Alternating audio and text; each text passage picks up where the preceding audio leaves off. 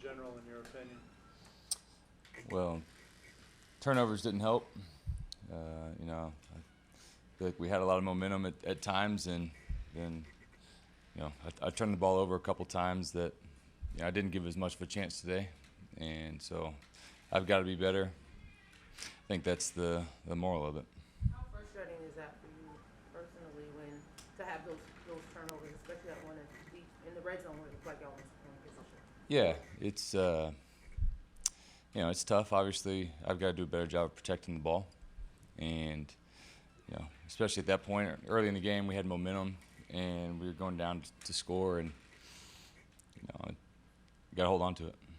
At the end of the first half, you guys had a chance to put some points on the board out of timeout. Took the sack on third down. Can you tell us what happened on that play? Yeah, I can't take a sack. I should have found a way to throw it away, and put us in a tough situation there, and we weren't able to get points at the end of the half.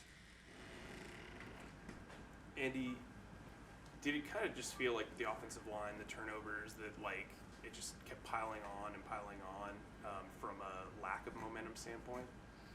Yeah, I mean, there's, like I said, times early in the game we felt like we were moving the ball well, and even throughout the game we were moving the ball well, and we just end up shooting ourselves in the foot, got in some tough situations, and we weren't able to overcome that.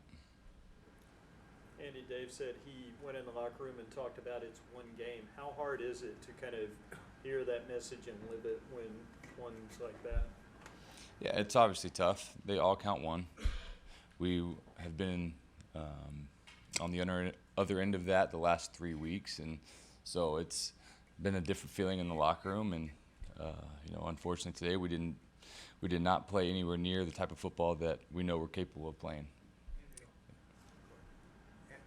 All the injuries up front. How tough is that going to be moving forward for this team? Some of these guys are all for extended period. Yeah, I mean, we'll see how this whole thing shakes out, see the extent of everything. But, I mean, we've got to find ways to, still get the job done. I think that's why you've got the depth. We've been fortunate. We've had a lot of guys that have played a lot of ball, and, we'll see how this thing goes from here. But, yeah, I mean, it doesn't stop for injuries. We got to keep going.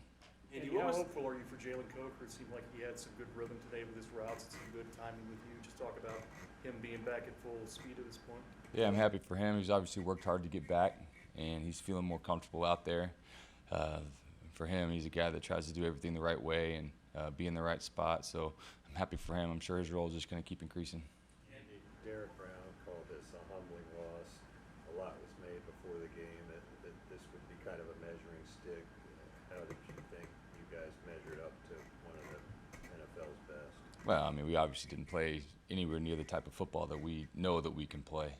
So, I mean, yeah, you can say it's a measuring stick, but I think at the end of the day, we didn't even give ourselves a chance, and that, for me, I didn't give this team a chance. So, it wasn't our day today. They obviously played really good on their side of the ball, and for us, we got to just move forward. It's on to the next. I mean, that's how this thing goes. They all count one, and so we got to be better next week. Does that make a loss like this worse because you guys are on a 3-game win streak and you have been playing decent football?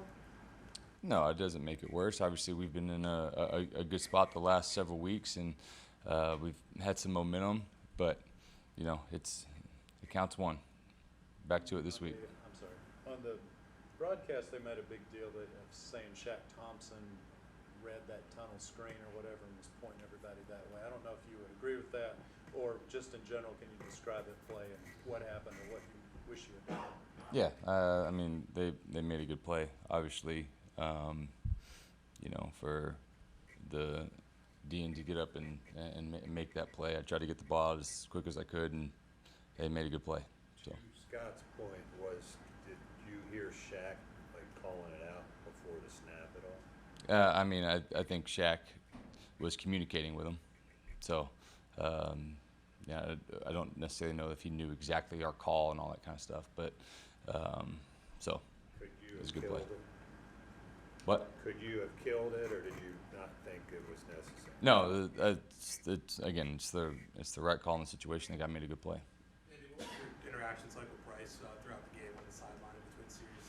Yeah, Bryce and I are in constant communication just throughout the game, just seeing what he's seeing and all that kind of stuff. So it's obviously good to have him in my corner. Andy, you know what Brady Christensen's been through kind of the last couple of years, being shuffled in and out of the lineup. Dave said that he has an Achilles injury. When a guy like that goes down, who was really thriving after, having to be a backup for a while, what goes through your mind as a teammate, and how do you kind of create a support system around him following something major like that? Yeah, I mean this league's tough. Injuries are almost 100%. It's going to happen, and for him, who has been so versatile and meant so much to this team for a long time, ever since he got here, to be able to kind of just plug and play wherever we need him, and the work that he's done to be able to get to that point after missing a season a couple years ago and everything, and then to have this, I mean, it's tough, but I know if anybody can handle it, it's him. He's got the right support system, and I'm included in that. He's a guy that I'm going to be checking on and making sure that if he ever needs anything, because I mean it is tough. I mean, that's the nature of this business, unfortunately. Andy, you seem to be taking this one particularly hard. Why is that? Because I didn't play like I was capable of playing. I felt like I didn't give us a chance, and yeah, it's tough. So I know what I've been able to do. I know what I can do, and so to not play to the standard that you expect, I mean, that's why it's tough. Is it tough for you, Andy, being at this stage in your career, understanding you only get so many of these opportunities to go out there and start? Yeah, absolutely. I mean, every time I'm out there, I want to play good ball, and you never know how many more you're going to get. And I was looking forward to being out there today, and yeah, it's just it's tough from that standpoint too, because you never know when the next one's going to come. Do you feel like there was some rust to the in-game speed when you started this game or no? No, I thought we were getting in and out of the huddle great. I felt like from the tempo of everything, I felt like we were doing a good job. We just like I said, we got hurt with some turnovers. Andy, as a veteran, how do you bounce back if your number is called again next week? Yeah, I've been in this league a long time. I've experienced all the highs and lows of this league, and so for me, it's on to the next. I have my process, and I know exactly what it takes to be successful, and so just got to keep pushing for that. Thank you very much, Andy. Thanks, guys.